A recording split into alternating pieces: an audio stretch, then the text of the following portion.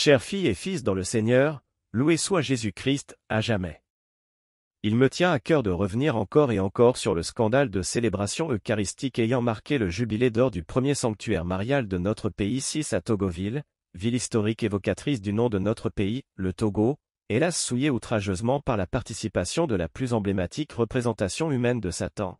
J'ai nommé Ford Gnassingbé et Yadma et sa cohorde de diablotins dont la remarquable présence de celui qu'on a soulagé d'un poids de trop de 400 millions de francs CFA, volé aux contribuables togolais.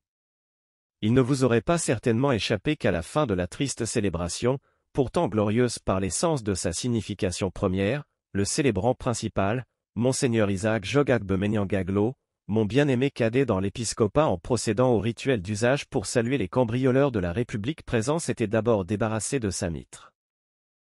Permettez-moi de marquer un arrêt significatif sur cet état de fait et de me poser certaines questions.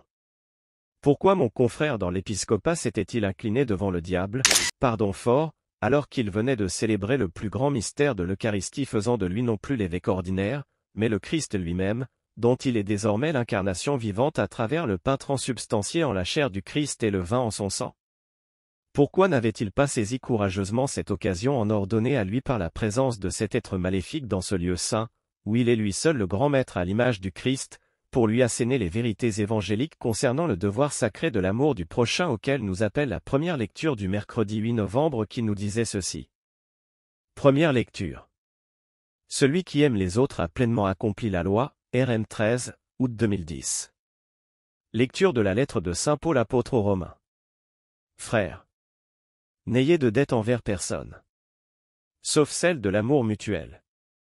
Car celui qui aime les autres a pleinement accompli la loi. La loi dit: tu ne commettras pas d'adultère. Tu ne commettras pas de meurtre. Tu ne commettras pas de vol. Tu ne convoiteras pas. Ces commandements et tous les autres se résument dans cette parole. Tu aimeras ton prochain comme toi-même. L'amour ne fait rien de mal au prochain. Donc, le plein accomplissement de la loi, c'est l'amour. Parole du Seigneur.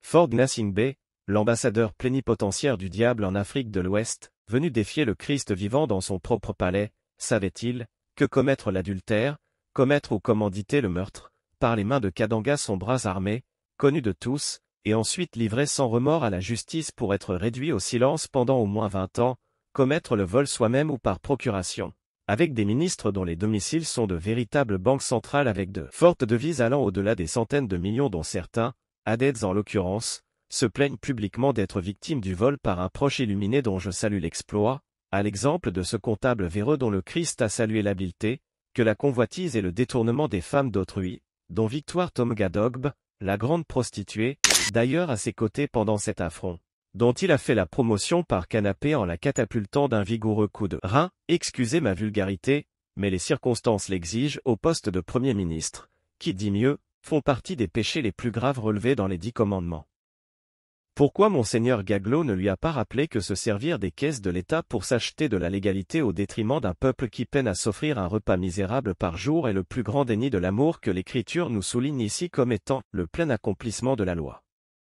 Pourquoi mon frère Gaglo s'était-il débarrassé de la mitre, le symbole physique extérieur de notre appartenance à la race élue et au sacerdoce royal, sinon des rois dans notre dimension spirituelle, avant de se sacrifier au rituel mondain de salutation des invités de pacotille, de marques conviées à de telles célébrations?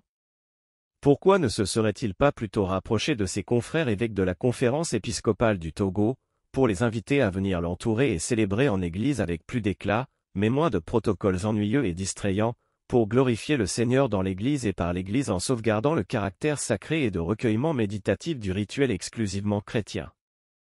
Au final, que retenir de cette participation illustrative du diable à ce jubilé d'or du sanctuaire dédié pieusement à notre Mère du Ciel, la Vierge Marie?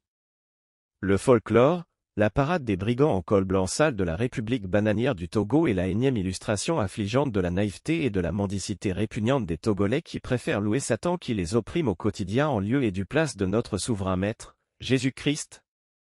Ou les grâces reçues dont les impacts sont visibles à l'œil nu? Je suis désolé de dire à mon cadet, Isaac Jogagbemeniangaglo, évêque d'Anéo, qu'aucune trace de son homélie savamment préparée des jours d'avance n'a impacté et retenu l'attention des pèlerins, sinon que la parade des blousons noirs de la République à la tête desquels le couple sataniste maudit, Fort et Victoire. Pour couronner le tout, à ma grande et souveraine indignation, les informations qui m'ont été remontées du lieu de cette célébration racontent que mon jeune confrère, que j'estimais pourtant tant, aurait, à la grande surprise générale des pèlerins, au moment où se déroulaient les prières finales en attendant la bénédiction solennelle, a arrêté la célébration en annonçant au micro que compte tenu des contraintes d'agenda chargées du chef de l'État, il demande à se retirer et que, pour cela, il prierait l'assemblée des pèlerins de bien vouloir patienter en attendant qu'il raccompagne son hôte maléfique et sa cohorte de diablotins. Alors, il se serait retiré avec le recteur du sanctuaire pour aller raccompagner Fort et sa pourriture de grande royale, l'exécrable Victoire Tomgadogbe jusqu'à leur voiture avant de revenir procéder aux rituels finaux et à la bénédiction solennelle marquant officiellement la fin du pèlerinage. Quel toupet! Quelle profanation des rites sacrés! Venant d'un évêque, j'en ai le souffle coupé.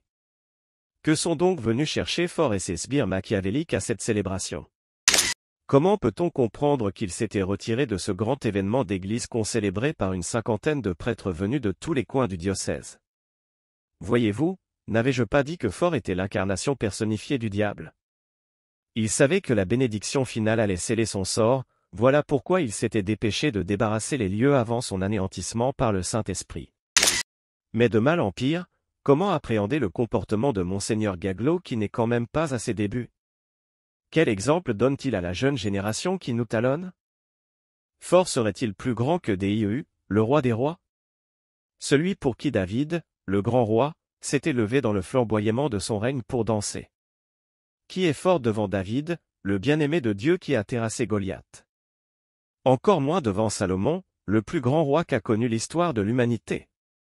Soyons sérieux, quelle inimaginable impiété! Monseigneur Gaglot doit des excuses publiques à ses fidèles diocésains et à son clergé dont il a trempé la face dans une boue immonde et puante. Pour ce faire, je lui recommande 3 mois d'actes de pénitence et de prière de repentance devant le très saint sacrement et au pied de Notre-Dame des Lacs de Togoville. Que Dieu Tout-Puissant lui pardonne ses péchés. La conférence épiscopale du Togo doit sérieusement revoir sa copie et replacer Dieu au devant de tout événement d'église, comme il nous le recommande lui-même pour le salut de leur âme. À nous tous, en ma qualité de doyen de l'épiscopat togolais, je nous rappelle ceci. Redite Césari kai sunt Césari et Deo kai sunt Dei. Rendons à César ce qui est à César et à Dieu ce qui est à Dieu. Que la lumière divine, projetée sur nous par le Saint-Esprit nous éclaire afin que nous opérions de bons choix, même au péril de notre vie face aux puissants de ce monde qui peuvent tuer le corps mais pas notre âme. Et fort de tout cela, que Dieu Tout-Puissant vous bénisse, le Père et le Fils et le Saint-Esprit. Amen. Philippe Fanoko Kosik Podzro, archevêque émérite de Lomé, depuis Stockholm en Suède, le messager contemporain de Dieu, souverain.